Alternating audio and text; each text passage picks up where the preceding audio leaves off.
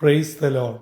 ജീവജലത്തിന്റെ പുതിയൊരു എപ്പിസോഡിലേക്ക് എല്ലാ ദൈവമക്കൾക്കും വേഗം വരുന്നവനായ യേശുക്രിസ്തുവിന്റെ അതിപരിശുദ്ധ നാമത്തിൽ സ്നേഹ വന്ദനം. ഇന്ന് 2024 ഡിസംബർ മാസം 23-ാം തീയതി തിങ്കളാഴ്ച. സ്വർഗത്തിലെ ദൈവത്തിന്റെ അനന്തമായ കൃപയാൽ മറ്റൊരു പുതിയ പ്രവർത്തന ആഴ്ചവട്ടത്തിലേക്ക് തമ്പുരാൻ നമ്മെ പ്രവേശിപ്പിച്ചിരിക്കുന്നു. ഓരോ ദിനവും ദൈവത്തിൽ നിന്നും അനുഭവിക്കുന്ന സകല നന്മകൾക്കും ദാനങ്ങൾക്കും നന്ദിയോടെ സ്തുതി സ്തോത്രങ്ങൾ അർപ്പിച്ചുകൊണ്ട് ഇന്നത്തെ വാഗ്ദത്ത വചനത്തിനായി ഒരുങ്ങാം. ഇന്ന് ജീവജലത്തിൽ കൂടി പ്രോമിസ് വേഴ്സായി നമുക്ക് ലഭിച്ചിരിക്കുന്നത് അപ്പോസ്തലനായ വിശുദ്ധ പൗലോസ് ഗലാത്യർക്ക് എഴുതിയ ലേഖനം 4-ാം അധ്യായം 4-5 വാക്യങ്ങൾ. ഗലേഷ്യൻസ് ചാപ്റ്റർ 4 വേഴ്സസ് 4 and 5 നാം ഇങ്ങനെ വായിക്കുന്നു. എന്നാൽ കാലസമ്പൂർണത വന്നപ്പോൾ ദൈവം തന്റെ പുത്രനെ സ്ത്രീയിൽ നിന്ന് ജനിച്ചവനായി ന്യായപ്രമാണത്തിൻ കീഴിൽ ജനിച്ചവനായി നിയോഗിച്ചയച്ചത് അവൻ ന്യായപ്രമാണത്തിൻ കീഴിലുള്ളവരെ വിലയ്ക്ക് വാങ്ങിയിട്ട് നാം പുത്രത്വം പ്രാപിക്കേണ്ടതിന് തന്നെ. 2024 ക്രിസ്മസിന്റെ ഏറ്റവും അനുഗ്രഹിക്കപ്പെട്ട ദിനങ്ങളിൽ കൂടെ ലോക ക്രൈസ്തവ ജനത യാത്ര ചെയ്യുകയാണ്. വീണ്ടും ഒരു ക്രിസ്മസ് രാവിനെ വരവേൽക്കുവാൻ ഒരുങ്ങുകയാണ്. എന്താണ് ക്രിസ്മസ്? ഇന്ന് ലോകം മുഴുവനും ക്രിസ്മസ് ബിസിനസ്സിലേക്ക് മാറി നന്നായിട്ട് മാർക്കറ്റ് ചെയ്യപ്പെട്ടു.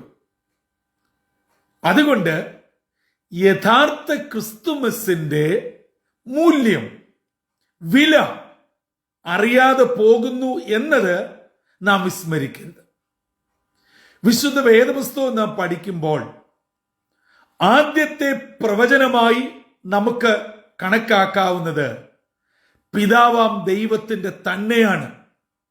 ഉൽപ്പത്തി പുസ്തകം 3-ാം അധ്യായം 15-ാം വാക്യത്തിൽ ഇതാ പാമ്പിനെ ശപിച്ചുകൊണ്ട് പറയുകയാണ്, സ്ത്രീയുടെ സന്തതി നിന്റെ തല തകർക്കും. ആ സ്ത്രീയുടെ സന്തതി ജനിക്കുവാൻ കാലങ്ങൾ എടുത്തു. തലമുറകൾ പലത് മാറി. യഹൂദ ജനം അവരുടെ മശിഹായെ കാത്തിരുന്നു. ഇസ്രായേലിലെ കന്യകമാർ, പ്രവാചകന്മാർ ദീർഘവീക്ഷണത്തോടെ ദർശിച്ച, പ്രവചിച്ചു പറഞ്ഞ കന്യകാസുതനെ വരവേൽക്കുവാൻ തങ്ങളെ തന്നെ സമർപ്പിച്ച് കാത്തിരുന്നു. എന്നാൽ ആ കാലയളവിലൊന്നും ഇത് സംഭവിച്ചില്ല. അതെപ്പോഴാണ് സംഭവിച്ചത്? ഇന്നത്തെ വാഗ്ദത്ത വചനം ഉൽപ്പത്തി 3:15 പ്രവചനത്തെ വളരെ വ്യക്തമായി പൗലോസിൽ കൂടെ വരച്ചു കാട്ടുന്നു. കാലസമ്പൂർണത വന്നപ്പോൾ. നാം പഴയ നിയമമൊക്കെ പഠിക്കുമ്പോഴും അതുപോലെ തന്നെ സുവിശേഷ ഭാഗങ്ങളിലും പഴയ നിയമത്തിലെ പലതും ഉദ്ധരിച്ചിരിക്കുന്നു. അനേക പ്രവാചകന്മാർ, പുരോഹിതന്മാർ, ഭക്തന്മാർ ക്രിസ്തുവിന്റെ ജനനം ആഗ്രഹിച്ചു. അവരുടെ കാലത്താകുമെന്ന് അവർ സ്വപ്നം കണ്ടു. പക്ഷേ ആ കാലയളവിൽ ഒന്നും നടന്നില്ല. കാരണം ദൈവം നിശ്ചയിച്ച കാലസമ്പൂർണത വന്നില്ല. അങ്ങനെ കാലസമ്പൂർണത എത്തിയപ്പോൾ സ്ത്രീയിൽ നിന്ന് ജനിച്ചവനായി. മത്തായിയുടെ സുവിശേഷത്തിൽ നാം യേശുവിന്റെ വംശാവലി പഠിക്കുമ്പോൾ അതിന്റെ അവസാനം നമുക്കത് വ്യക്തമാണ്. നാളുകളായി ക്രിസ്മസ് കാലയളവിൽ നാം ഇത് എടുത്ത് പറയാറുമുണ്ട്. അതെ, യേശുവിന്റെ ജനനം ഇവണ്ണം തന്നെ ആയിരുന്നുവെന്ന് ലൂക്കോസ് തന്റെ സുവിശേഷത്തിൽ വ്യക്തമാക്കുന്നു. ഈ നിലകളിലെല്ലാം ദൈവം നിയോഗിച്ച കാലസമ്പൂർണത വന്നപ്പോൾ സ്ത്രീയിൽ നിന്ന് ജനിച്ചവനായി, അതെ, ന്യായപ്രമാണത്താൽ നിയോഗിച്ച് അയച്ചവൻ ഈ ഭൂമിയിലെത്തി. ഈ വാക്യങ്ങൾ വളരെ ശ്രദ്ധിച്ച് വ്യക്തമായും കൃത്യമായും നാം വായിച്ചു പഠിക്കണം. നിയോഗിച്ചയച്ചവൻ ന്യായപ്രമാണത്തിൻ കീഴിൽ നിന്നും എന്നെയും നിങ്ങളെയും വിലയ്ക്ക് വാങ്ങി ആ വില നൽകുവാനായി ഈ ഭൂമിയിലേക്ക് ഒരു സ്ത്രീയുടെ ഗർഭപാത്രം കടമെടുത്ത് ജാതം ചെയ്ത സുദിനമാണ് ഈ ദിനങ്ങൾ ക്രൈസ്തവ ജനത സ്മരിക്കുന്നത്. അതെ, ഇൻകാർണേഷൻ, ജഡധാരണം. ദൈവം മനുഷ്യനായി ഭൂമിയിൽ അവതരിച്ച ജഡധാരണം, അത് ദൈവം കാലസമ്പൂർണത എത്തി എന്ന് ബോധ്യപ്പെട്ടപ്പോൾ സ്ത്രീയിൽ നിന്ന് ജനിച്ചവനായി, ന്യായപ്രമാണത്തിൻ പ്രകാരം നിയോഗിച്ചയച്ചവനായി എന്നെയും നിങ്ങളെയും വിലയ്ക്ക് വാങ്ങി പുത്രത്വം എന്ന പദവിയിലേക്ക് എത്തിച്ചു എന്ന് പൗലോസ് ഗലാത്യ സഭയ്ക്ക് ലേഖനം എഴുതുമ്പോൾ കൃത്യമായി എഴുതുകയാണ്. അതുകൊണ്ട് ഇന്നത്തെ വാഗ്ദത്ത വചനപ്രകാരം നമുക്ക് അനേകം കാര്യങ്ങൾ മനസ്സിലാക്കാനും പഠിക്കുവാനും ചിന്തിക്കുവാനുമുണ്ട്. കാരണം ക്രിസ്മസ് കേവലം ഒരു ആഘോഷം മാത്രമല്ല. ഒരു കാരോൾ സർവീസിൽ, ഭവനം തോറുമുള്ള വിസിറ്റുകളിൽ, സ്നേഹ സമ്മാനങ്ങൾ കൈമാറുന്നതിൽ, സീക്രട്ട് സാന്റാസ് കൈമാറുന്നതിൽ ഒന്നും ഒതുങ്ങുന്നതല്ല. ഒരു ആരാധനയിൽ മാത്രം ഒതുക്കാവുന്നതല്ല. മറിച്ച് ഇത് എനിക്കും നിങ്ങൾക്കും പുത്രത്വം നേടിത്തരുവാൻ ദൈവം കാലസമ്പൂർണത എത്തിയെന്ന് ബോധ്യപ്പെട്ട് സ്ത്രീയിൽ നിന്ന് ജനിച്ചവനായി, യോഹന്നാന്റെ സുവിശേഷം 1-ാം അധ്യായത്തിൽ വ്യക്തമായി പറയുന്നു, മനുഷ്യന്റെ ഇഷ്ടത്താലല്ല, ജഡത്തിന്റെ ഇഷ്ടത്താലുമല്ല, അതെ, സ്ത്രീയിൽ നിന്ന് ജനിച്ചവനായി ഈ ഭൂമിയിലേക്ക് ഒരു നിയോഗവുമായി ജനിച്ച ദൈവപുത്രൻ എന്നെയും നിങ്ങളെയും സ്വന്തം ജീവൻ അവസാനത്തുള്ളി രക്തം കൊടുത്ത് വിലയ്ക്ക് വാങ്ങി മകനും മകളും അഥവാ പുത്രത്വത്തിന്റെ അവകാശത്തിലേക്ക് നമ്മെ എത്തിച്ചിരിക്കുന്നു. ദൈവത്തിന് സ്തോത്രം. അതുകൊണ്ട് ക്രിസ്മസിന്റെ സന്തോഷങ്ങൾ പങ്കിടുമ്പോൾ ഒരു കാര്യം നാം മറക്കരുത്, ഞാനും നിങ്ങളും യഥാർത്ഥമായി പുത്രത്വത്തിന്റെ പദവിയിൽ എത്തിയിട്ടുണ്ടോ? അങ്ങനെ എത്തുന്നതിനാണ് ഈ ക്രിസ്മസ് രാവ് എന്നൊരു വലിയ സംഭവത്തിലേക്ക് ദൈവം തന്റെ ഓമന കുമാരനെ നിയോഗിച്ച് അയച്ചത്. ആ ദൈവിക ദൗത്യം ഞാൻ നിങ്ങൾ മനസ്സിലാക്കി മകനായി മകളായി തീർന്നില്ല എങ്കിൽ എത്ര രൂപ മുടക്കി എന്തെല്ലാം ക്രിസ്മസ് പദ്ധതികളിൽ പങ്കുചേർന്നാലും ഒരർത്ഥവുമില്ല എന്ന് ഇന്നത്തെ വാഗ്ദത്ത വചനം നമ്മെ പഠിപ്പിക്കുന്നു. അതുകൊണ്ട് ദൈവജനമേ, യഥാർത്ഥ ക്രിസ്മസ് എന്ന് പറയുന്നത് ക്രൈസ്റ്റ് മാസ് ആയിത്തീർന്നു. ക്രിസ്തു മാസായി ബലിയായി തീർന്നു. അത് എന്റെയും നിങ്ങളുടെയും ഹൃദയങ്ങളിൽ ജനിക്കുമ്പോൾ ക്രിസ്മസ് നമുക്ക് സന്തോഷകരമാകും. അതെ, ആ ഒരു അനുഭവത്തിലേക്ക് എത്തിച്ചേരണം. ഞാന് ആദ്യത്തെ വാക്ക് ഒരു പ്രാവശ്യം കൂടെ ആവർത്തിക്കട്ടെ. കാല സമ്പൂർണത വന്നപ്പോൾ. അതിനോട് ചേർന്ന് ഈ പ്രഭാതത്തിൽ എന്നെ കേട്ടുകൊണ്ടിരിക്കുന്ന ദൈവമക്കളോട് ഒരു സന്ദേശം പരിശുദ്ധാത്മാവിന് പറയുവാനുള്ളത്. പ്രിയ ദൈവമക്കളെ, ചില നാളുകളായി നിങ്ങൾ ചില വിഷയങ്ങളെ ഓർത്ത് പ്രാർത്ഥിക്കുകയാണ്. അത് നിങ്ങളുടെ ആൺമക്കൾ, പെൺമക്കൾ, അത് പ്രായം കുറഞ്ഞവരോ പ്രായം കൂടിയവരോ, അവരുടെ പ്രായത്തിനനുസരിച്ചിട്ടുള്ള വിവിധങ്ങളായിട്ടുള്ള ആവശ്യങ്ങൾ, സാധ്യതകൾ ഒക്കെ ആയിരിക്കാം. നിയമത്തിന്റെ പ്രശ്നങ്ങളായിരിക്കാം, ആരോഗ്യത്തിന്റെ പ്രശ്നങ്ങളായിരിക്കാം, ജോലി സംബന്ധമായ വിഷയമായിരിക്കാം, കടബാധ്യതയായിരിക്കാം, നിങ്ങളുടെ പ്രോപ്പർട്ടി സംബന്ധിച്ച വിഷയമായിരിക്കാം, നിങ്ങൾ നടത്തുന്ന നിങ്ങളുടെ ബിസിനസിന്റെ ചില വിഷയങ്ങളാവാം. എന്തുമായിക്കൊള്ളട്ടെ, അതിന്മേൽ ദൈവം ഒരു കാല സമ്പൂർണത വെച്ചിട്ടുണ്ട് എന്ന് ഇന്നത്തെ വാഗ്ദത്ത വചനത്തിൽ കൂടെ നമുക്കൊരു സന്ദേശവും നൽകപ്പെടുകയാണ്. അപ്പാ, ആ കാല സമ്പൂർണത എന്റെ ജീവിതത്തിൽ ഞാൻ ഭാരപ്പെട്ട് പ്രാർത്ഥിക്കുന്ന ഈ വിഷയത്തിൽ അവിടുന്ന് എത്രയും പെട്ടെന്ന് സമാഗമതമാകുവാൻ ഇടയാകണമേ എന്ന് നമുക്ക് പ്രാർത്ഥിക്കാം. അങ്ങനെ ഓരോരുത്തരുടെയും ജീവിതം ധന്യമാവട്ടെ, സന്തോഷമാകട്ടെ, ദൈവത്താൽ പൂർത്തീകരിക്കപ്പെടട്ടെ.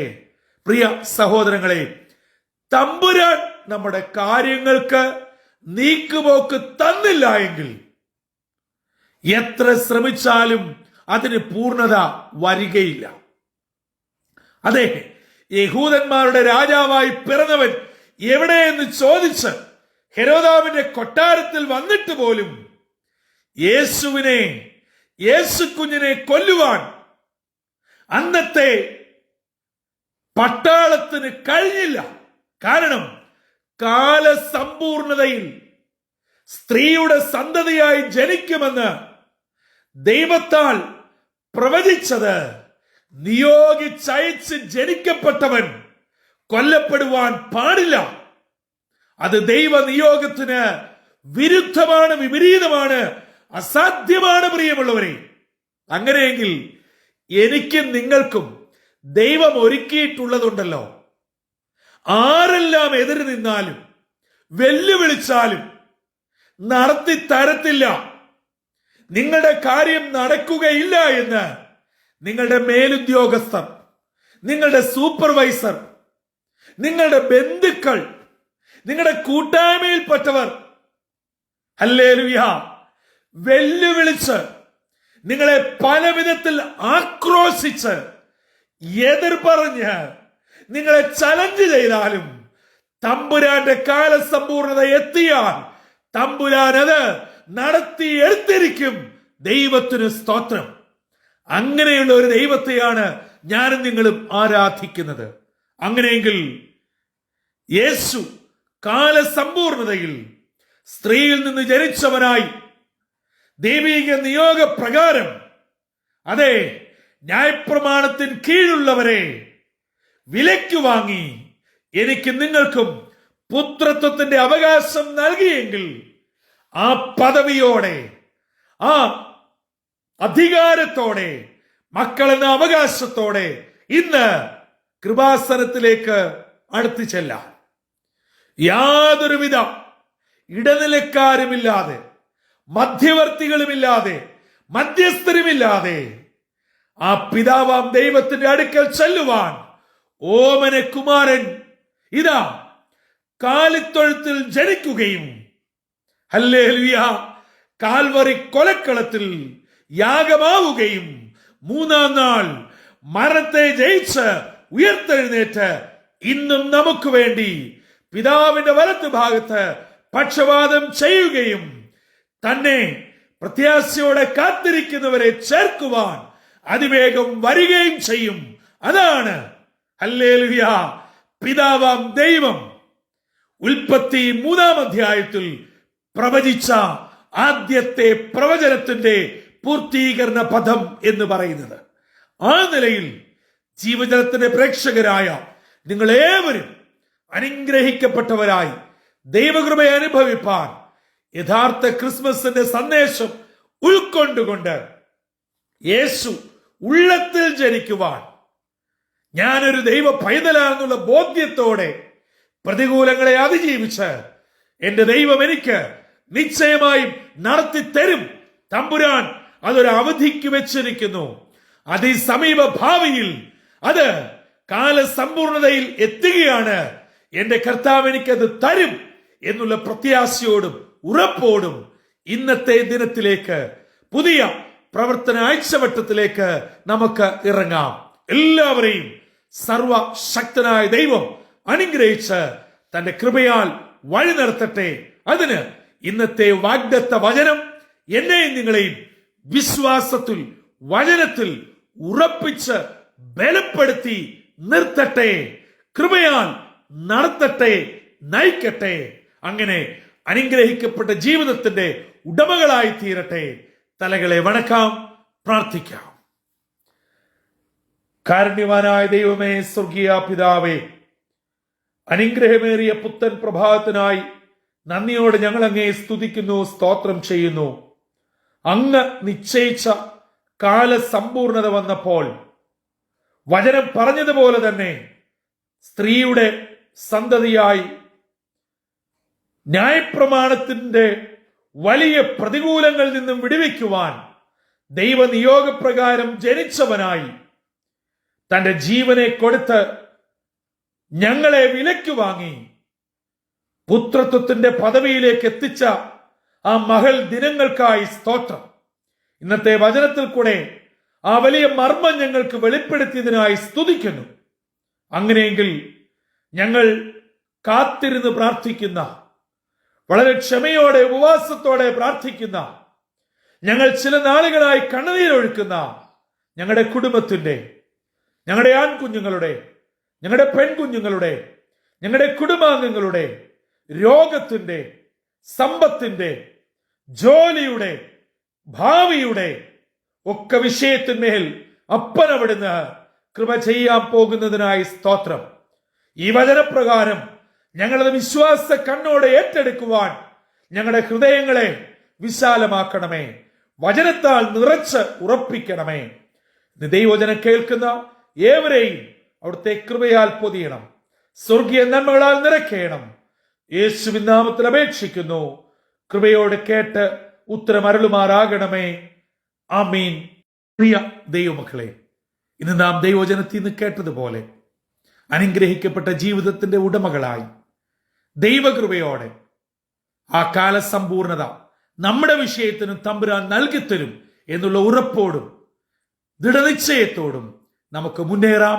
അതിന് ദൈവത്തിന്റെ പരിശുദ്ധാത്മാവ് നമ്മെ ഏവരെയും ഒരുക്കട്ടെ. കർത്തൃ ശുശ്രൂഷയിൽ നിങ്ങൾക്കൊപ്പം ബ്രദർ സന്തോഷ് കൊടുകുളഞ്ഞി.